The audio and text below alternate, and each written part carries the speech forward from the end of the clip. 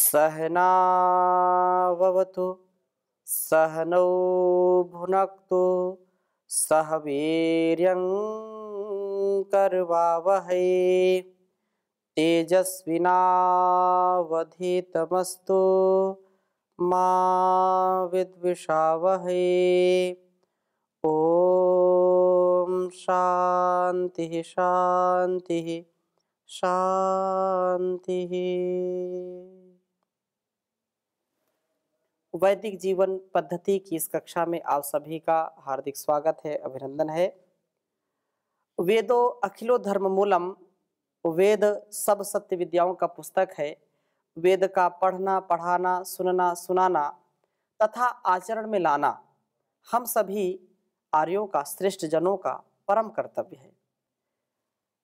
कल्याणी वेदवाणी का स्वाध्याय हम कर रहे हैं और ऋग्वेद के तीसरे मंडल के कुछ जो सूक्त हमने लगभग 55 सूक्तों का जो मुख्य हमने बहुत ही सारगर्भित और हमारे जीवन से बिल्कुल, ऐसे तो सभी वेद मंत्र हमारे लिए एक नया उत्साह देने वाले हैं, नई शिक्षा, नूतनता और उत्साह से भरने वाले हैं। तथापि जिस प्रकार से हम निरंतरता से स्वाध्याय करते हैं तो स्वाध्याय करने से हमारा जो मानसिक सामर्थ्य है, जो वैचारिक सामर्थ्य है, वो बढ़ता है। श्रद्धा बढ़ती है, भक्ति बढ़ती है, सहनशीलता बढ़ती है। इसलिए नित्य प्रति कम से कम एक वेद मंत्र तो जरूर पढ़ना चाहिए। यदि हम सनातन परंपरा को जानते हैं, समझते हैं, भारतीय परंपरा को, ऋषि परंपरा को हम जीते हैं, तो ये सबसे बड़ी सेवा संसार की होगी।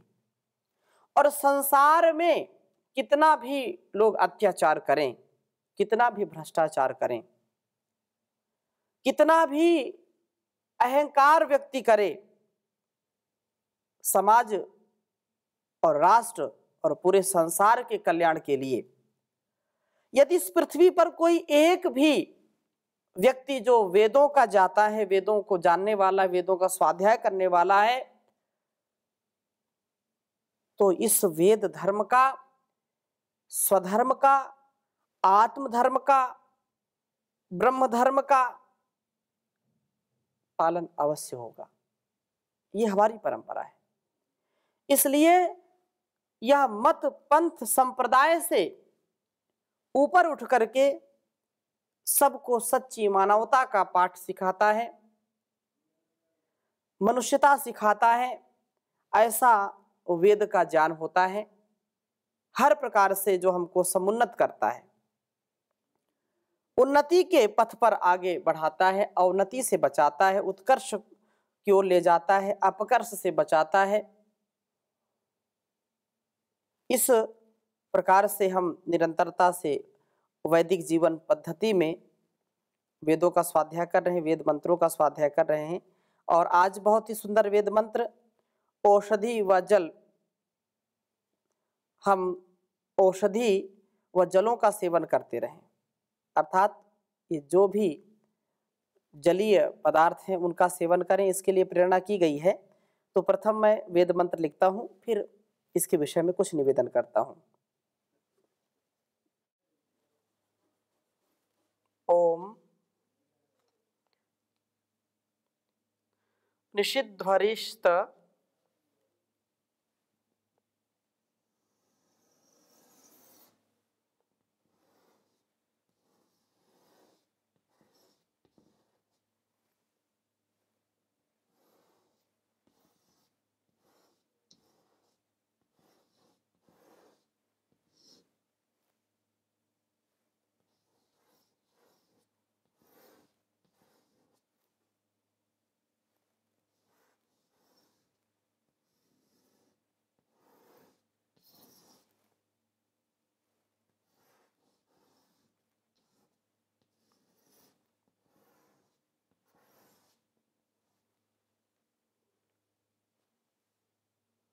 औषधीरुतापो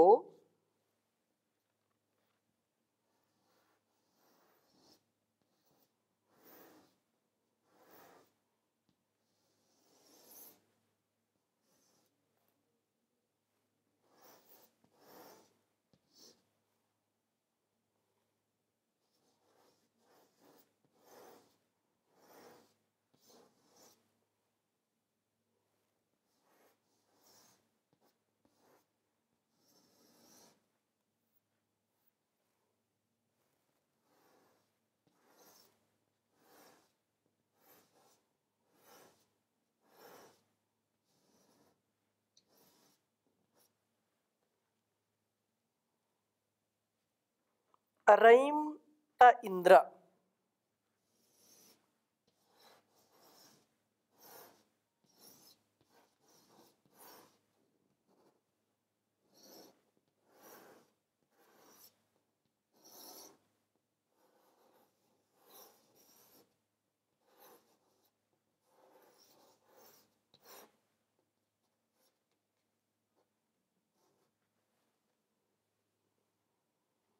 पृथ्वी बिभर्ति।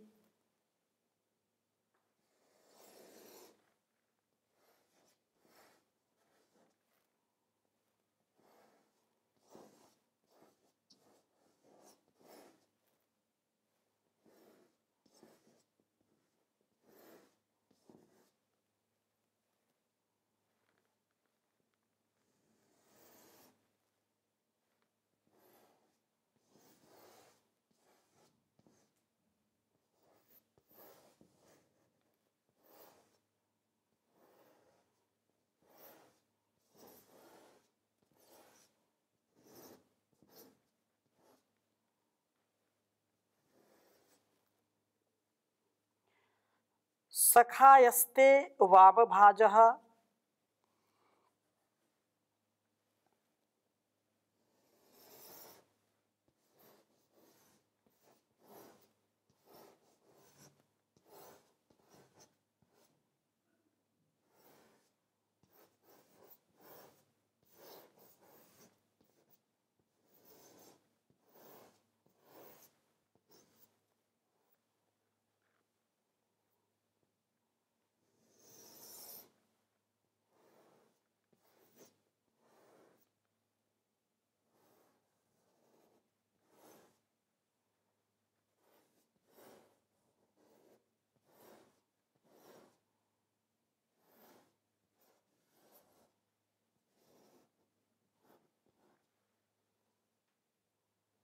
श्याम।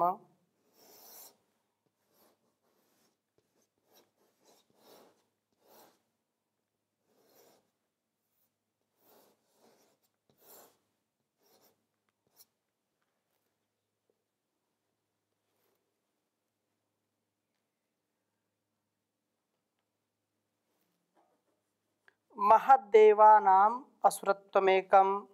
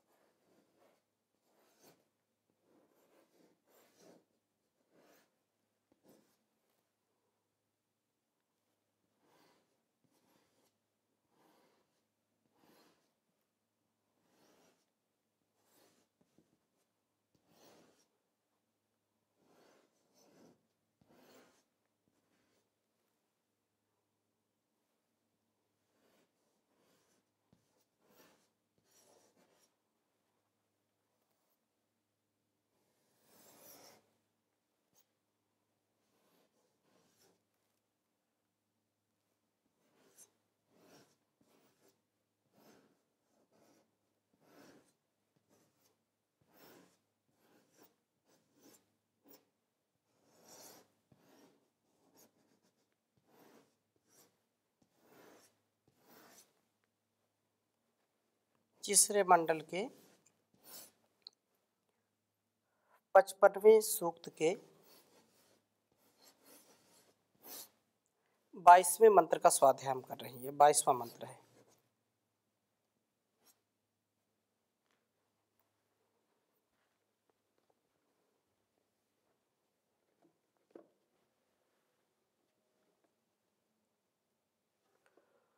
ओम निषिध्वरिस्त ओषधीरुतापो रयिं त इंद्र पृथ्वी बिभर्ति। सखायस्ते वामभाजः श्याम महद्देवानाम् असुरत्वमेकम्। ओम निषिध्वरिस्त ओषधीरुतापो रयिं त इंद्र पृथ्वी बिभर्ति। सखायस्ते वामभाजः श्याम महद्देवानाम् असुरत्वमेकम्। औषधि व जल, इस विषय में यह वेद मंत्र है। कहा कि हे इंद्र, जो परम ऐश्वर्यशाली प्रभु, परम ऐश्वर्यशालीन प्रभु ते आपको, या यह जो आपका ये औषधि, औषधियाँ उत और आपह जल निषिद्धरी, निश्चय से रोगों का निषेध व निराकरण करने वाली हैं। हे परमात्मन, ते आपकी यह पृथ्वी भूमि माता रईम विभरती हमारे लिए सब धनों व रई शक्ति का पोषण करती है। बहुत ही सुंदर यह उपदेश है कि जो परमात्मा सबसे संसार में ऐश्वर्यशाली है, सबसे ज्यादा शक्तिशाली है, सबसे ज्यादा प्रभावशाली है, उसकी जो शक्ति है, जो औषधियों के रूप में और जलों के रूप में हमको प्राप्त होती है। अन्न भी औषधि है, अन्न को ब्रह्म भी कहते हैं और औषधि के रूप में ग्रहण करते हैं। तो औषधियां और जल भी बहुत बड़ी औषधि है। जल चिकित्सा एक बड़ा विज्ञान है। अथर्ववेद में और भी यत्र तत्र अलग अलग वेदों में, शास्त्रों में, नीति शास्त्रों में, आयुर्वेद शास्त्रों में बहुत ही सुंदरता से जल चिकित्सा का वर्णन किया गया है। जल चिकित्सा जो हमारे जीवन को आरोग्यता से परिपूर्ण करती है। हमारे शरीर में लगभग 3 हिस्से जल है, लगभग 70-75% जल पाया जाता है और जल का समुचित प्रयोग न करने से अनेक रोगों के हम शिकार हो जाते हैं। आज संसार में अलग अलग रोग लोगों को उत्पन्न हो रहे हैं। उसका यह भी कारण है कि समुचित जलीय पदार्थों का सेवन न करना, जल का समुचित प्रयोग न करना। कितना जल पीना, कब पीना, कैसे पीना, कब नहीं पीना, इसका ज्ञान न होने से भी अनेक प्रकार के रोग होते हैं। उचित मात्रा में हम जल का सेवन करें, हमारा शरीर स्वस्थ रहेगा। क्योंकि यह विषय अभी अलग है, परंतु जल का अत्यंत महत्व है। वारी जल को कहते हैं, और वारी का मतलब क्या है? वारी जो हमारे रोगों का वारण करता है, इसलिए उसको वारी कहते हैं, निवारण करता है। वारी के रूप चलेंगे, वारी, वारिणी, वारिणी, जो रोगों का वारण करता है, रोगों का निवारण करता है, इसलिए इसको वारी कहते हैं। जलम, इसको जल कहते हैं। जल क्यों? क्योंकि ज माने जन्म और ल माने लय, अंतिम लय हो जाता है जब। तो ये पूरा संसार और इस शरीर, जीवन और जगत की उत्पत्ति से लेकर के प्रलय तक जल की अत्यंत महत्वपूर्ण भूमिका होती है। जल से ही जन्म हमारा होता है और लय तक इसका महत्व होता है। इसलिए जल है, जल ही जीवन है। तो यहां पर जो कहा कि निषिद्धरी ही, निश्चय से रोगों का निषेध व निराकरण करने वाली है यह औषधियां और आपा, ये जल। जल का सेवन हम भोजन में करते हैं और कभी उष्ण जल का सेवन करते हैं, कभी शीतल जल का सेवन करते हैं।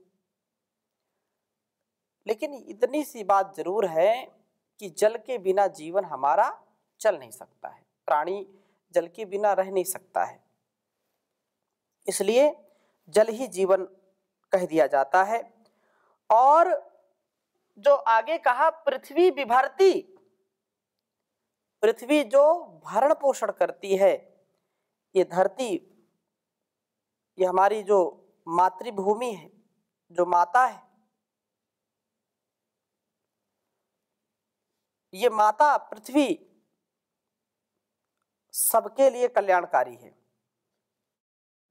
माता भूमि ही पुत्रो अहम पृथिव्याः, ऐसा वेदों का उद्घोष है।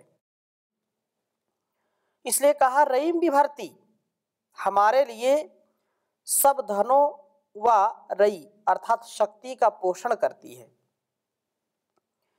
इस पृथ्वी से उत्पन्न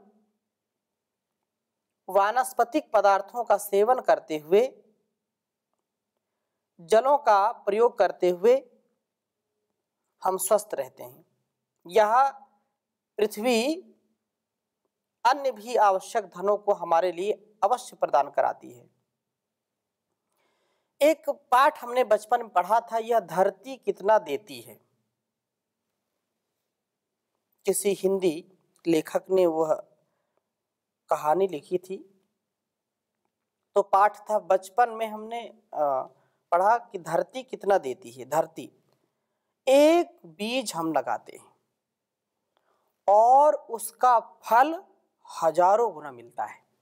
एक छोटी सी सेम घरों में लोग लगा देते हैं, सेम एक बीज लगाया, इतना सा छोटा सा बीज, और जब वह बढ़ती है, फली देती है, तो स्वयं भी खाते हैं और दूसरों को, पास पड़ोस के लोग भी खाते हैं। मैंने उदाहरण दिया पाठ का, तो उसमें सेम का उदाहरण दिया था, इसलिए मैंने दिया कि एक छोटा सा बीज और उससे एक बीज से हजारों लाखों बीज तैयार हो जाते हैं, हजारों लाखों पौधे तैयार हो जाते हैं। कितना बड़ा विज्ञान है, कितना देती है यह धरती, कितना भरण पोषण करती है। विकट संकट आने पर भी सारे जो संसाधन है संसार के, वो अस्त व्यस्त हो जाते हैं। मुद्रास्फीति भी धराशायी हो जाती है और सारा संसार व्याकुल हो उठता है। कोरोना काल में इतना संसार व्याकुल हुआ, सारा अर्थ जो व्यवस्था थी, सारी अर्थव्यवस्था चौपट हो गई। लेकिन यदि धरती ना हो, अन्न ना हो, फल फूल ना हो, साग सब्जी ना हो, तो कैसे जीवन चलेगी? बहुत ही कठिन हो जाएगा। ये कभी भी इनकार नहीं करती। आपने परिश्रम किया है, बीज डाला है, आपको उसका परिणाम, उसका फल अवश्य देती है। यह कितना बड़ा सौभाग्य और कितना बड़ा उपकार हमारे ऊपर करती है। माँ के समान हमारा भरण पोषण करती है। एक ही खेत में हम गन्ना लगाते हैं, एक ही खेत में मिर्च लगाते हैं, उसी खेत में हमने बैंगन लगा दिया, उसी में नीम का पेड़ भी लगा दिया, करेला लगा दिया, तरबूजा लगा दिया, खरबूजा लगा दिया, टमाटर लगा दिया, नींबू लगा दिया। जितने प्रकार के फल फूल आप लगा सकते हैं, धन धान्य लगा सकते हैं, लगाइए। लेकिन इतना अनुशासन है, एक ही खेत में सैकड़ों प्रकार की फसल आप लगा दीजिए, खट्टा मीठा चरपरा, जितना स्वाद जिस जिस वनस्पति में होता हो, और एक जैसा पानी, एक जैसा खाद, एक जैसा जो है जो सूर्य का ताप है, सबको मिल रहा है, एक जैसी वायु प्रवाहित हो रही है। परंतु अनुशासन इतना जबरदस्त कि गन्ने का स्वाद मिर्च में नहीं आ सकता और मिर्च का स्वाद तरबूज में, खरबूज में नहीं जा सकता। नींबू, आम की जो खटास है, कच्चे आम, उसकी खटास कहीं आपके टमाटर या जो है उसमें तरबूज में, खरबूज में नहीं आ सकती है। कहने का आशय क्या है, इस धरती से क्या नहीं मिलता, सब कुछ मिलता है। इसी से हमको घी मिलता है, इसी से दूध मिलता है, इसी से तेल मिलता है।